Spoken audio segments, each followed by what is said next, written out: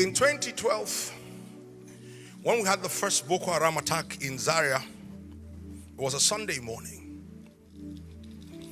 And as at 2012, our church was very young. We started church in 2009.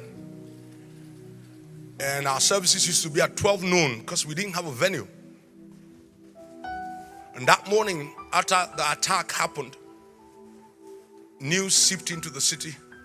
And we naturally suspected that the response would be that there will be a curfew. And I went into prayer and the Lord instructed that our people should meet. Now it's difficult to steward the instruction of God in the midst of this kind of things.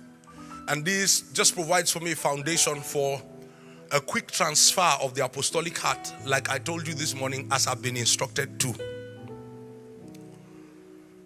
And when we came to that service in 2012, who traveled with me? Oh no, all of you are not there. Okay, Pastor Ishaku would have been in that service, right?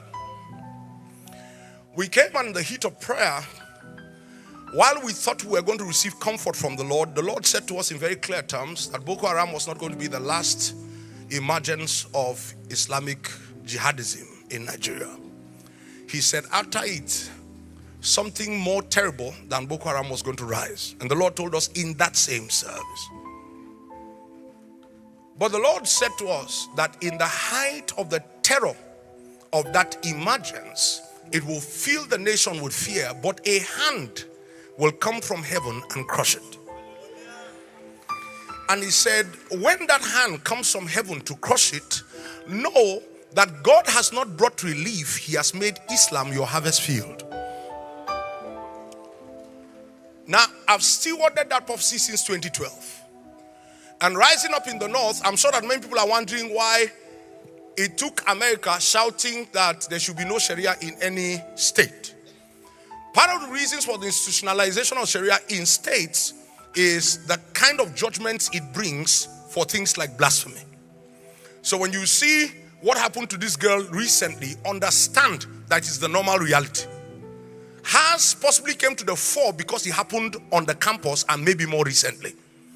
Because I can go as far back as Zaria, Bauchi.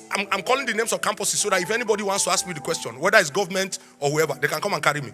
I'll give them dates. Whether in Zaria or in Bauchi, we had emergence of those kind of situations and we lost precious Christian lives. Because you could not sit with your classmates and have an argument that leads to what somebody terms derogatory of their religion. But people can say anything about Jesus and escape.